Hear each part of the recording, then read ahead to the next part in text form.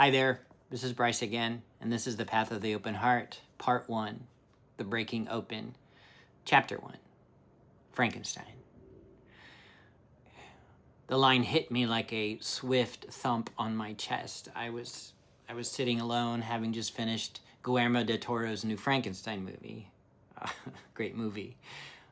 But a very familiar story about a monster stitched together from the world's cruelty, pleading for connection, longing for humanity, longing to be seen.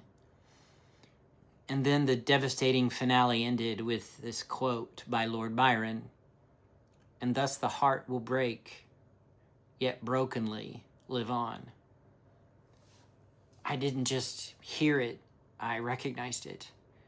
Something inside of me stood up quietly, like a hand raised in the back of a dark room. Yes, that inner voice said, that's me. That's my heart. I didn't have to think. I didn't have to interpret. My body already knew the truth. You see, for most of my life, I've been a man who lived in a state of brokenness, so normal to me, I mistook it for survival. And yet, paradoxically, that brokenness was not death. It was endurance. It was as automatic as breathing. It was life refusing to extinguish. And here's what I hadn't admitted until that moment. My heart didn't break once. It broke early. I was 12 years old the first time my body learned confusion wrapped in attention. He was my teacher, young, charismatic, affirming. He told me I was special, smart, different from the others. At home, I was noise. At school, I was seen, and he saw me. One afternoon, he invited me to his house for the weekend. My parents approved, believing he had integrity. He said he wanted to be my mentor. But once inside his home, he began to undress me under the language of concern for my development. He examined me like a specimen, made judgments about my lack of development. And then he asked about other boys' bodies. Who were the more mature ones? He queried me. I didn't know what to call it. I only knew I felt confused, but chosen, ashamed, but affirmed, innocent, but uncertain. Is this how someone shows they love you? That moment stitched something into me. The lie that my worth was located in my sexuality. The misinterpretation that attention equals love. The fracture between innocence and desire. No thunderclap, no dramatic music, just a quiet tear in the fabric of a young, developing, innocent child. And that is when my heart first broke. But brokenly, it lived on. Years later, I would stand in a church, the church that raised me, surrounded by self-righteous women screaming prayers over my head. They circled me like I was contagious, their hands pressed into my shoulders. Their voices wailed for demons to leave my body. My mother played the organ softly in the background. I can still feel the fluorescent lights, the smell of old hymnals, the heat of humiliation rising in my chest. They weren't judging my body that night. They were judging my soul. But the verdict was the same. Something is wrong with you. You're not as you should be. You are an abomination. My first partner, my first love, sat in the pew behind us, watching this spectacle in horror.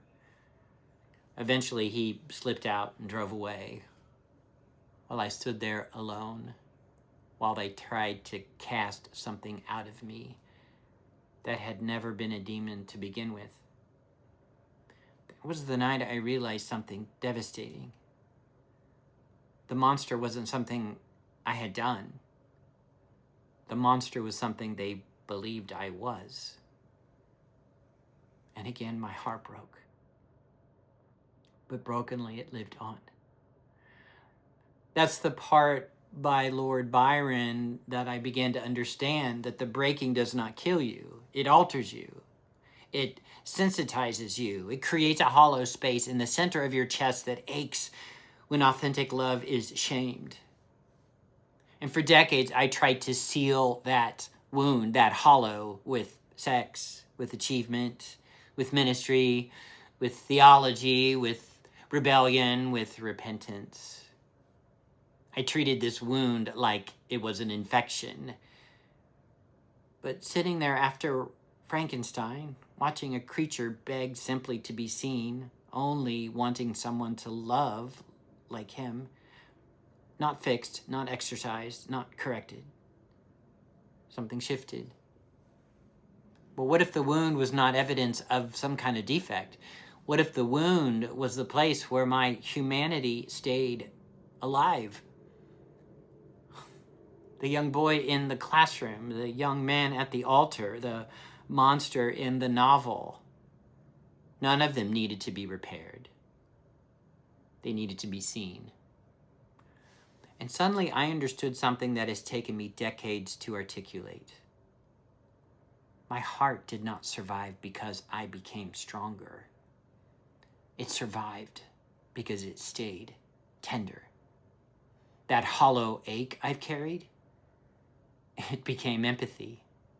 That shame, it became discernment. That humiliation, it became compassion for every outcast I had ever served. My heart broke, yes, but it didn't close. That's the miracle. When Lord Byron wrote that the heart brokenly lives on, he wasn't describing tragedy. He was describing resilience without hardening. I used to believe healing meant unbecoming, unbreakable. Now I know that it means remaining open.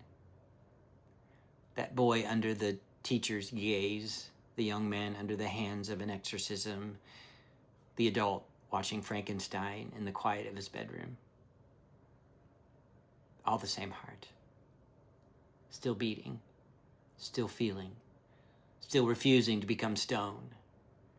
And as the credits rolled that night, something in me whispered, "You were never the monster. You were the one who endured. And that endurance was holy. Not because it was strong, but because it was open."